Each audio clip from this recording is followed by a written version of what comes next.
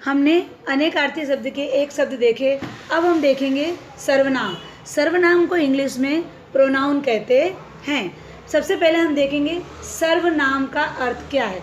सर्व अर्थात सभी का, नाम अर्थात नाम कि जिसके भी नाम होते। तो यहाँ पर इसका अर्थ होगा सर्व प्लस नाम, अर्थात वह नाम जो सबके लिए है। फिर से सर्व अर्थात सर्व प्लस नाम, वह नाम जो सबके लिए है। हम सभी लोग एक दूसरे को नाम के द्वारा ही पहचानते हैं, एक दूसरे को नाम के द्वारा ही हम बुलाते हैं। हम संज्ञा की जगह ऐसा भी कह सकते हैं कि संज्ञा की जगह जिन शब्दों का प्रयोग किया जाता है उसे हम सर्वनाम कहते हैं। जैसे यह, वह, तुम, मैं, मेरा, तुम्हारा, अपना, ये सब क्या है? सर्वनाम है, जो हम नाम की जगह प्रयोग करते। नाम अर्थात संज्ञा, कि जो संज्ञा शब्द होते हैं, जो नाम होते हैं, और उन नाम की जगह हम यह वह शब्द का प्रयोग करते हैं, तब हमारे शब्द या वाक्य पूरे होते हैं। जैसे हम एक चित्र बताएंगे आपको। ये चित्र आप देख रहे हो सामने, जिसमें एक बच्ची लिख रही है और ऊपर वहाँ पर माता पिता और बहन भाई, इस प्रकार की 4 तस्वीर में आप 4 लोगों को देख रहे हो। और जो सामने जो पैराग्राफ दिया है उसके अंदर हमने, देखिए, हम पढ़ेंगे तो आपको, जैसे मैं पढ़ूंगी वैसे आपको अच्छा नहीं लगेगा कि मैम बार बार एक ही नाम को क्यों बोल रही हैं। और फिर जब मैं दूसरा पैराग्राफ पढ़ूंगी तब आपको लगेगा कि दोनों पैराग्राफ में से कौन सा पैराग्राफ आपको सही लग रहा है। तो देखिए, आज राम बहुत खुश है। राम दौड़ प्रतियोगिता में प्रथम आया है। प्रथम इनाम मिलने पर राम खुशी से उछल पड़ा। राम के दोस्त ने राम को बधाई दी तथा राम के माता पिता ने राम को शाबाशी दी। देखा आपने, मैंने एक ही शब्द को कितने बार प्रयोग किया, बार बार राम राम राम। अब देखिए, उपयुक्त अनुच्छेदन में नीता ने बार बार संज्ञा राम शब्द का प्रयोग किया, जिसके कारण वाक्य हमें कैसा लग रहा था? वाक्य हमें अटपटा सा लग रहा था। अब दूसरा पैराग्राफ मैं आपको पढ़कर सुनाऊंगी। दूसरे पैराग्राफ में देखेंगे, आज राम बहुत खुश है। वह दौड़ प्रतियोगिता में प्रथम आया है। प्रथम इनाम मिलने पर वह खुशी से उछल पड़ा। उसके दोस्तों ने उसे बधाई दी तथा उसके माता पिता ने उसे शाबाशी दी। हमने देखा कि हमने यहाँ पर राम का बार बार प्रयोग नहीं किया, अर्थात यहाँ पर ये पैराग्राफ सही है। तो इसकी परिभाषा होगी, संज्ञा के स्थान पर जिन शब्दों का प्रयोग किया जाता है उसे सर्वनाम कहते हैं। सर्वनाम के अब हम भेद देखेंगे। सर्वनाम के 6 भेद होते हैं। पुरुषवाचक सर्वनाम, निश्चयवाचक सर्वनाम, अनिश्चयवाचक सर्वनाम, संबंधवाचक सर्वनाम, प्रश्नवाचक सर्वनाम और निजवाचक सर्वनाम। पहला है इसमें पुरुषवाचक सर्वनाम। इसकी परिभाषा देखेंगे हम। जिन सर्वनाम शब्दों से बोलने वाले, सुनने वाले और जिसके विषय में बात की जाए, अर्थात किसी अन्य के विषय में बात की जाए अथवा उसका बोध करा जाए, उसे हम पुरुषवाचक सर्वनाम कहते हैं। जैसे मैं, तुम, वह आदि। पुरुषवाचक सर्वनाम के भी भेद होते हैं, तो उनके भेद भी 3 हैं। उत्तम पुरुष, मध्यम पुरुष और अन्य पुरुष। उत्तम पुरुष की भी परिभाषा देखेंगे। जिन सर्वनाम शब्द का प्रयोग वक्ता अर्थात बोलने वाला अपने लिए करता है उसे हम उत्तम पुरुष कहते हैं।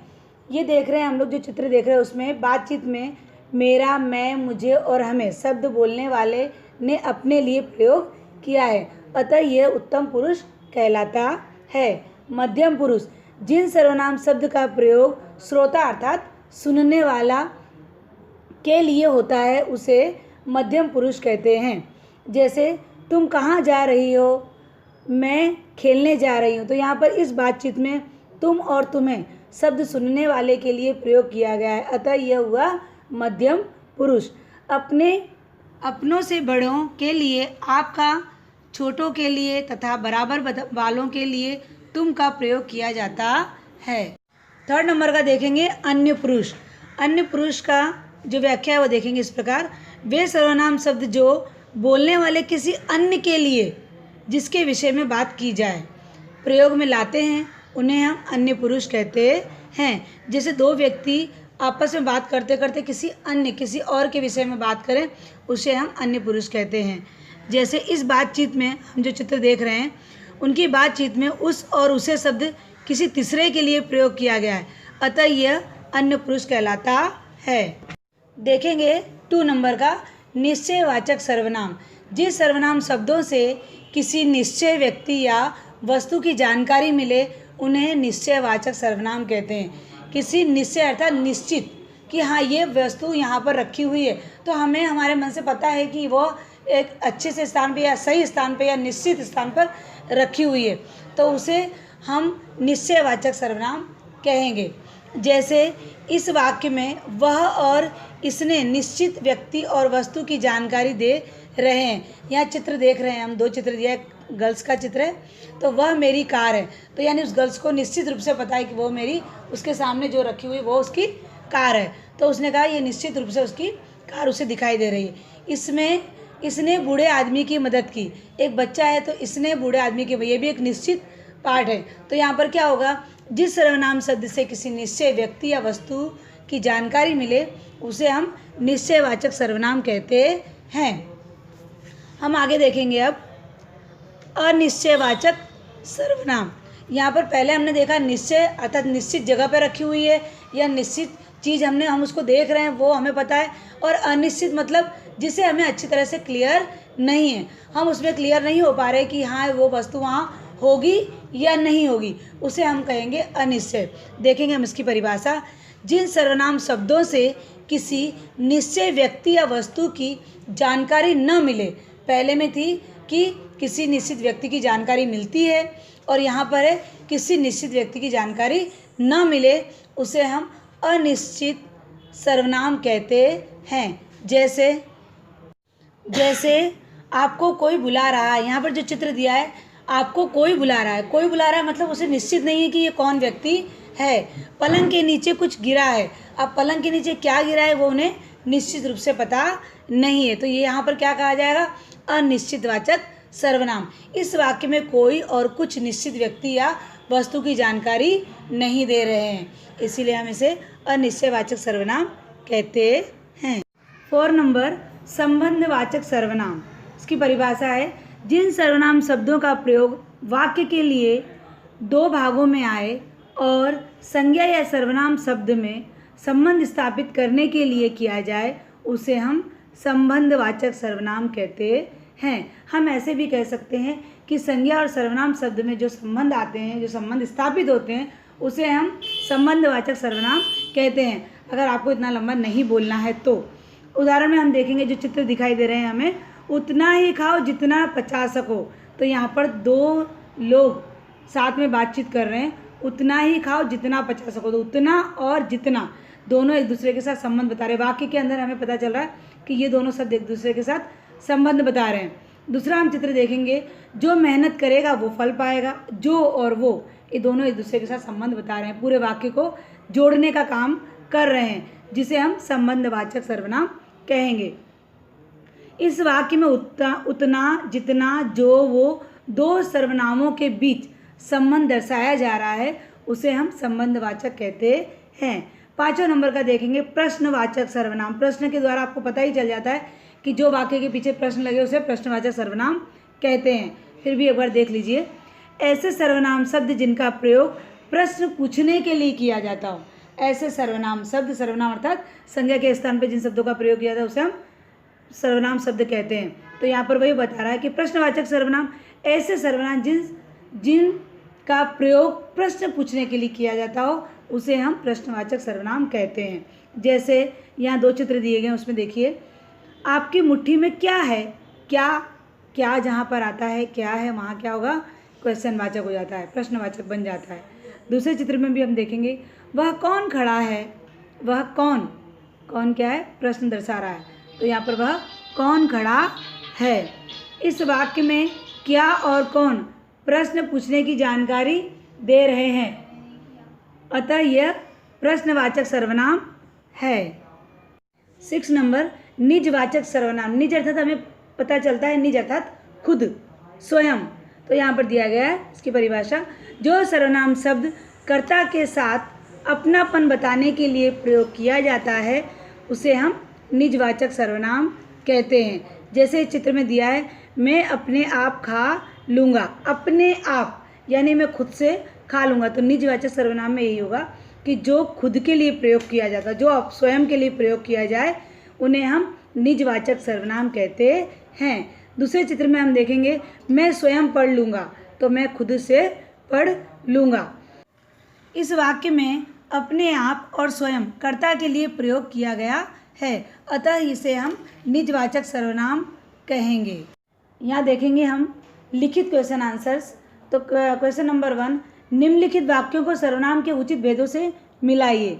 तो पहला है, जैसा करोगे वैसा भरोगे, तो इसका होगा संबंधवाचक सर्वनाम। सामने हमको क्या करना है, एक दूसरे को मैच मिलाना है, मिलान करना है, ठीक है। तुम्हारा क्या नाम है, तो प्रश्नवाचक सर्वनाम। मैं अपने आप तैयार हो गया, निजवाचक सर्वनाम। दरवाजे पर कोई खड़ा है, अनिश्चयवाचक सर्वनाम। मुझे उसकी याद आ रही है, अन्य पुरुषवाचक। क्वेश्चन नंबर 2 देखेंगे, कोष्टक में दिए गए उचित सर्वनाम शब्द से रिक्त स्थानों की पूर्ति कीजिए या भरिए। तो पहला है इसमें, मेरी माँ ने मुझे बुलाया, मुझे आएगा, ठीक है। आगे दो कोष्टक में 2 शब्द दिए हैं, कौन और मुझे, तो उसमें से सही वर्ड होगा मुझे। वह मेरा मित्र है, वह। जैसा करोगे वैसा ही फल मिलेगा। मैं अपना काम स्वयं कर लूँगा, मुझे अपनी प्रतीक्षा रहेगी। नेता वो होता है जो जनता की सेवा करे। हमें मेहमानों का स्वागत करना चाहिए। क्वेश्चन नंबर 3, रेखांकित सर्वनाम शब्द की अशुद्धियों को शुद्ध करके दोबारा वाक्य लिखिए। तो वहाँ ने काम कर लिया, तो यहाँ पर सामने क्या आएगा, वहाँ छोड़कर उसने काम कर लिया। जितना पढ़ोगे जितने नंबर आएंगे, जितने की जगह क्या आएगा, जितना पढ़ोगे उतने नंबर आएंगे। हम की विद्यालय बहुत अच्छा है, हम की जगह क्या आएगा, हमारा विद्यालय। शोभना मुझे घर नहीं आई, मुझे की जगह मेरे घर नहीं आई। कृष्ण ने राधा को मेरे बांसुरी, मेरा नहीं मेरी आएगा, ठीक है। क्वेश्चन नंबर 4, निम्नलिखित सर्वनाम शब्द का स्वरचित वाक्यों में प्रयोग कीजिए। कहाँ, तुम कहाँ जा रहे हो, मेरे पास 5 पेंसिल है। तुम सब खेलने जाओ, स्वयं अपना काम स्वयं करो। जहाँ जाओगे वहाँ खरीद लेना। क्वेश्चन नंबर 5, निम्नलिखित गद्यांश में जहाँ आवश्यकता हो वहाँ पर संज्ञा के स्थान पर सर्वनाम शब्द का प्रयोग करके दोबारा लिखिए। तो हम डायरेक्ट आंसर लिखेंगे, ठीक है, क्वेश्चन नहीं पढ़ रहे हैं, हम आंसर लिखेंगे। कुत्ता घर से रोटी लेकर भागा, वह नाले के किनारे किनारे जा रहा था। उसने नाले के पानी में अपनी परछाई देखी, वह लालच में फंस गया। जब उसने भौंकना चाहा तो उसके मुख से रोटी गिर गई। क्वेश्चन नंबर 6, निम्नलिखित प्रश्नों के उत्तर लिखिए। सर्वनाम के भेदों के नाम लिखिए। सर्वनाम के भेद हैं पुरुषवाचक, निश्चयवाचक, अनिश्चयवाचक, संबंधवाचक, प्रश्नवाचक और निजवाचक। क्वेश्चन नंबर 2, अनिश्चयवाचक सर्वनाम और निश्चयवाचक सर्वनाम में क्या अंतर है, उदाहरण सहित स्पष्ट कीजिए। तो अनिश्चयवाचक सर्वनाम, जिन सर्वनाम शब्दों से किसी निश्चित व्यक्ति या वस्तु की जानकारी न मिले उन्हें अनिश्चितवाचक सर्वनाम कहते हैं। जैसे आपको कोई बुला रहा है, पलंग के नीचे कुछ गिर गया है। इस वाक्य में कोई और कुछ निश्चित व्यक्ति या वस्तु की जानकारी नहीं दे रहे हैं, अतः यह अनिश्चय सर्वनाम है। निश्चयवाचक सर्वनाम, जिन सर्वनाम शब्दों से किसी निश्चित व्यक्ति या वस्तु की जानकारी मिले उन्हें निश्चयवाचक सर्वनाम कहते हैं। जैसे वह मेरी कार है, इसने बूढ़े आदमी की मदद की। इन वाक्य में वह और इससे निश्चित व्यक्ति और वस्तु की जानकारी मिलती है, अतः यह निश्चयवाचक सर्वनाम होगा। यहाँ पर हमारा सर्वनाम खत्म हुआ, समाप्त हुआ। अब इसी के साथ मैं अपनी वाणी को विराम देती हूँ। अस्तु।